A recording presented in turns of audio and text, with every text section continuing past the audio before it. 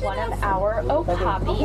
And off of the bushes on the left here, you're going to find one of our saddle-billed stork. Now, saddle-billed stork are named for that yellow saddle-like feature on the top half of their upper feet. They stand around 5 feet tall with a wingspan of 9 feet wide, so they're really giant. It might not seem like it from back here, though. Now, the okapi, that's off on that right-hand side. I know they're very deceptive with those black and white striped party pants. They look a little bit like a zebra, but they're actually the only known relative of the giraffe, which we know because of their skull structure. It's nearly identical, just a little bit smaller, and they've got that same prehensile tongue as a giraffe does as well. Now, prehensile just means they can grab things with it. Those tongues are pretty funky, though. They'll use them to clean off their eyes, ears, even inside of their noses. But if you're ever bored, it's a great YouTube search to check out. Now, up on the left-hand side here, we'll find one of our black rhino. The black rhino are the smallest of the African rhinos. They weigh around 3,000 pounds when they are fully grown. They've got that triangular-shaped upper lip. It's going to be prehensile as well. A great way to differentiate black rhinos from white rhinos that also live out in Africa. Not a black rhino, but white rhinos for sure. We'll see if we can find them later on. Those black rhinos do tend to be solitary creatures, though, so seeing one alone isn't really all that unusual.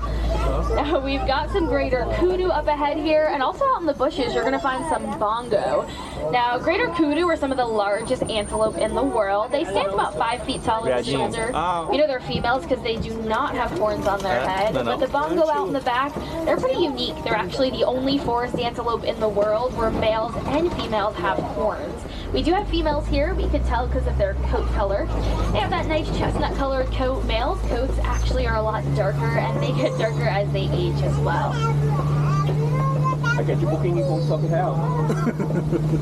As we work our way out of the forest here, we are heading down onto the Safi River. Keep those eyes peeled for shadows under the water. I just mean there's some hippos around. They're a little tricky to spot sometimes, holding their breath for 8 minutes at a time. You might see some shadows way in that back right shoulder. There's actually more waters up ahead, and I think we'll get a better view there, though, so don't worry if you can't see too well. In the meantime, there's plenty of pink-backed pelicans on the shorelines here. They're some of the smallest pelicans in the world, but their wingspan runs 7 feet wide, so they're really big as well, even for some smaller birds. But we've actually got part of our float of hippos in the back here on that left side as well. That's what we call a group of hippos like this, a float.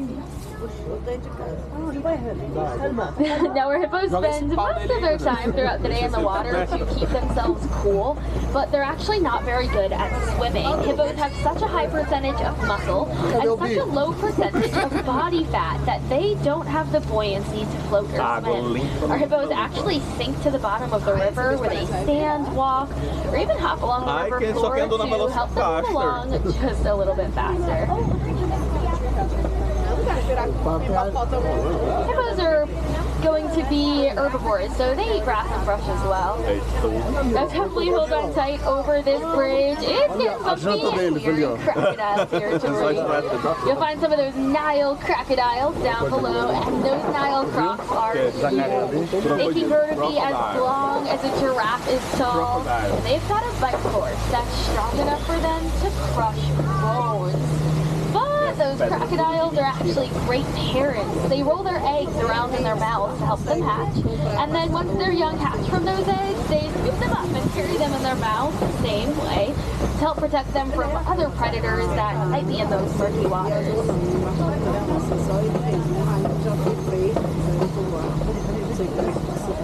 As we continue along here, we'll start to see quite a bit of our tree foliage appearing up ahead. And this is a really great indicator that we are about to head out onto the savannah.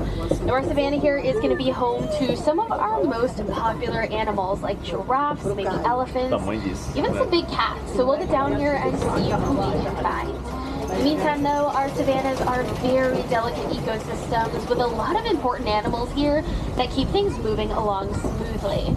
Our giraffes, for example, have the very important job of keeping our trees healthy, which they do by eating the leaves on the bottom side of a tree.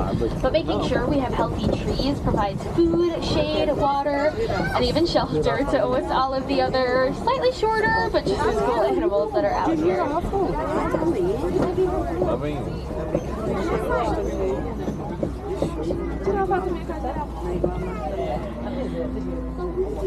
We do have the first of our giraffe here on that right side. We'll try to catch a closer view as we continue along here. Like we said, they're the tallest animals in the world, so they stand 16 to 20 feet tall when they're fully grown. They're even born standing about 6 feet tall. And with those super long necks our giraffes are known so well for, they actually only have 7 vertebrae or bones in their necks. It doesn't really sound like a lot because it isn't. It's actually the same number as humans have. Those are just a little bit larger than ours, of course. Now up ahead on the left here, under that den, I'm trying to keep dry, is going to be our pack of African painted dogs. Now these painted dogs are beautiful. They're one of my favorite animals here on the reserve, named for this pattern on their coat. Now painted dogs are actually going to be some of our most successful hunters. In fact, they're 3 to 4 times more successful in every single one of their hunts than your Lions will be. Got another giraffe having some lunch here, and we've also got some sable antelope out in the back as well. Now those sable antelope are actually our emblem here on the reserve, because they're the only antelope in the world that never back down from a fight. They even use those horns to fight off something like a lion if they needed to.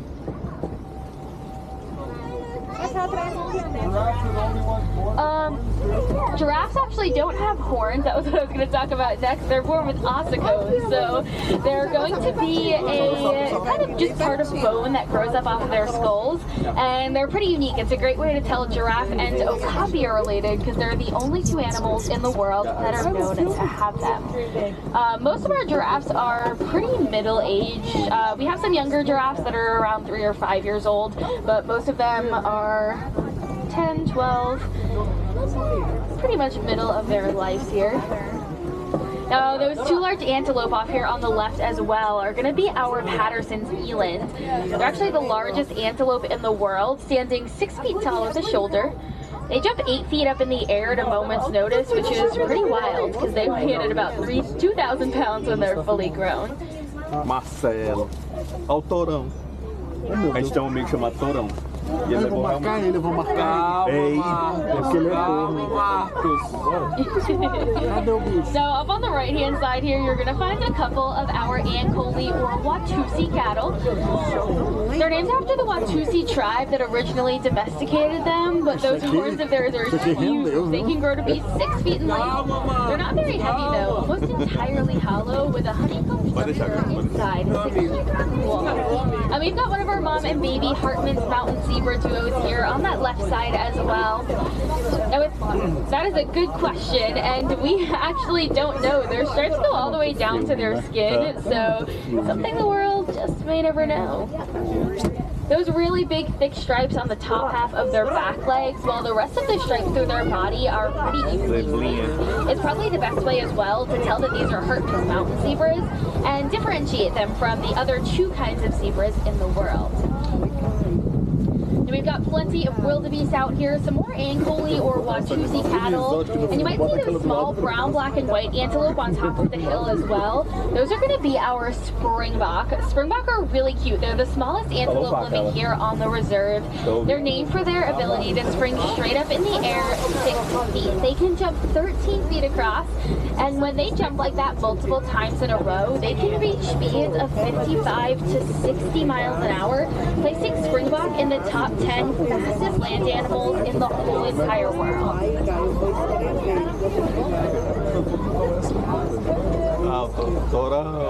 Now the wildebeest that were out here as well are actually the most densely populated mammal in the world besides humans. They migrate annually in herds of up to about 1.5 million wildebeest. Yep. Oh, cadê o leão? Now, as we do continue along, we are heading out into some African elephant territory. And we can tell this is an African elephant because of his ears. His ears are actually shaped like the continent itself of Africa. He's being a little camera shy this morning. He's in a touch of a weird spot.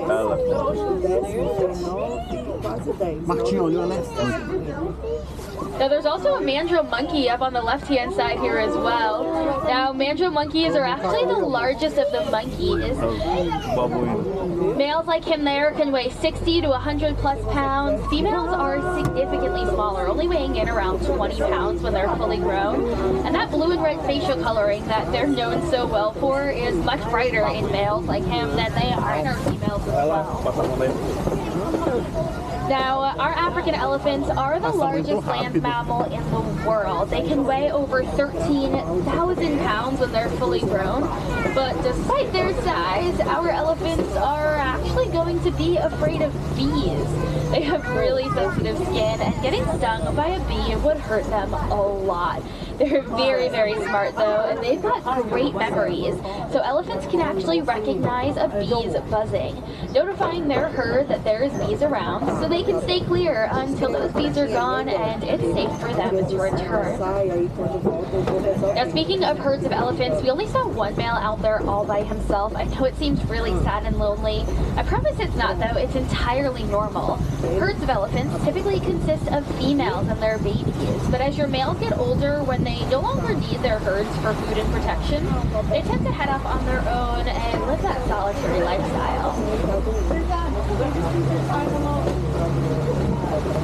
Now it does look like we've got part of our herd of elephants up ahead here, so we'll come around to get a closer peek at them. Now being the largest land mammal in the world, our elephants eat over 300 pounds of food every single day. They eat a lot of grass, brush, trees, and even a lot of fruit. But our elephants' diets are part of what makes them so important out here, because elephants are actually considered pollinators. That sounds pretty wild. Do you think of a pollinator, you might think of a bee or a bug. But elephants are migratory animals, so they travel far distances throughout the year, but they're not able to digest any seeds. So they go to the bathroom and replant already fertilized seeds, maintaining not only their food sources, but the food sources of almost every other animal that lives out here as well.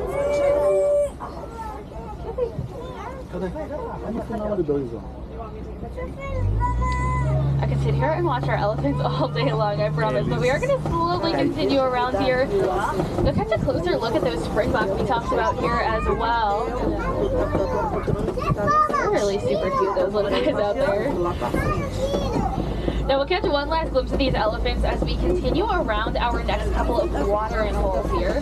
But our second watering hole here ahead is actually going to be home to our flamboyant of greater flamingos. Now these greater flamingos are beautiful. They're the lightest pink of the flamingos. They actually hatch with gray feathers, which come out over the course of a year or so. Now this pink simply comes with time. It comes with something called beta carotene in their diets, and their diets consist primarily of shrimp and brine. The same thing that makes our shrimp pink is actually the same thing that makes our flamingos pink. We'll see the last of those elephants way off in the distance back there as well. As we do continue along here, we are going to be heading out through some of our mud pits or mud wallows. And mud is a really great natural resource for a lot of our animals. It's an awesome cooling agent and sunblock. It's also a great insect barrier. It's very important to those elephants, protecting themselves from the bees that they're so afraid of. I'll see if there's anybody hanging out in the area here. It's a little cooler out today, so it's not super surprising to see less movement here.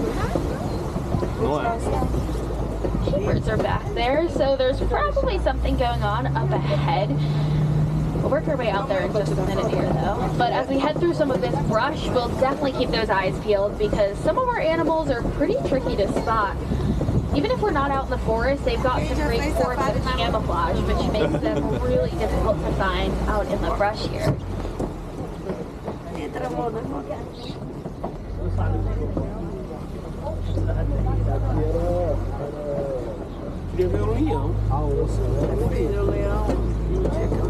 acho que esse leão é de fake. Né? Se ele estiver no mesmo lugar, é fake. Né? O leão nem mexendo, nem piscava. Nem respirava. Não pode sem.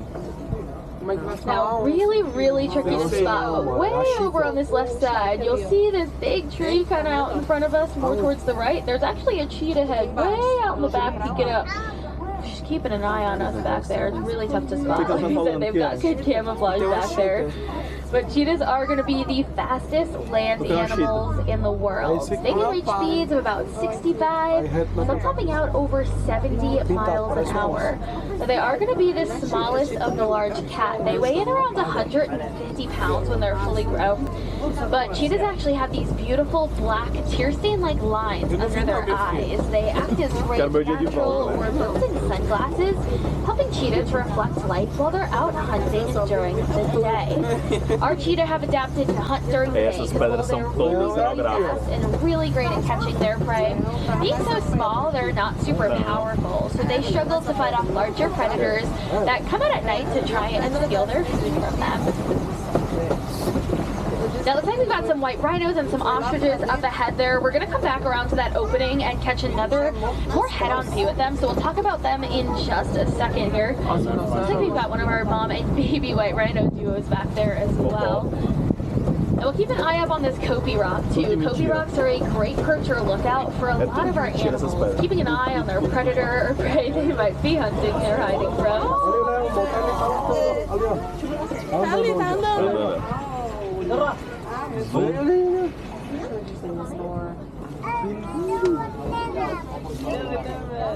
Now, our lions here do rest for just about 20 hours a day.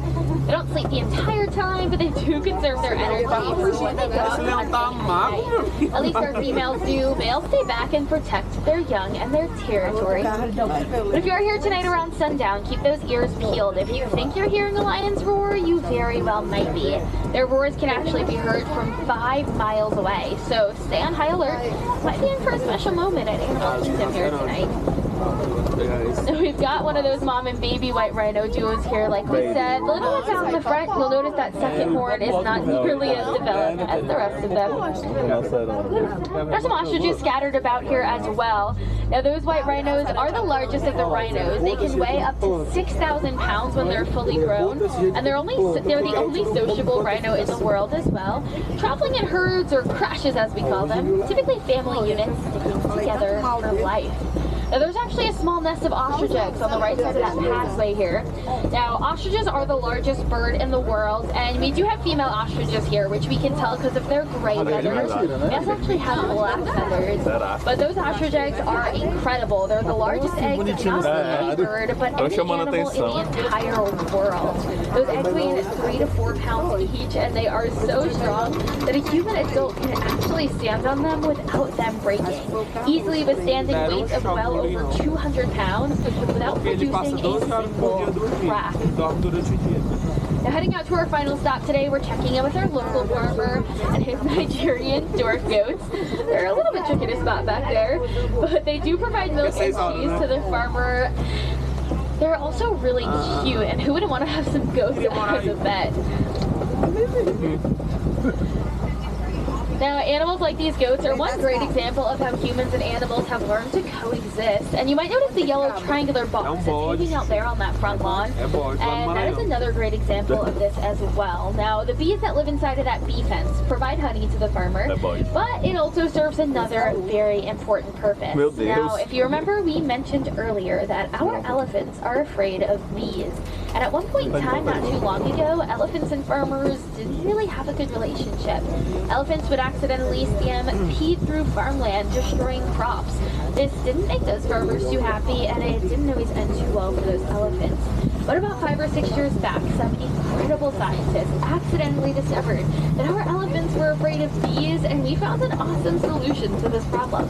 So now we line our farmlands with those bee fences. It's a great way to protect the crops and the livelihood of the farmer, but also, of course, the incredible elephants we've seen out there today as well. Ela disse que os elefantes podem. Aí eles fazem assim. Yeah, there's also another defense that you can see closer up over at Rafiki's Planet Watch. You'll take a 5-minute train ride on the Wildlife Express and head out there. There's some other really cool things at Rafiki's as well. You're going to find our keeper talks at, I believe the next one is at 1 o'clock or 1:30. And sometimes we'll bring out Não, Fê, aqui o pau, porcupine.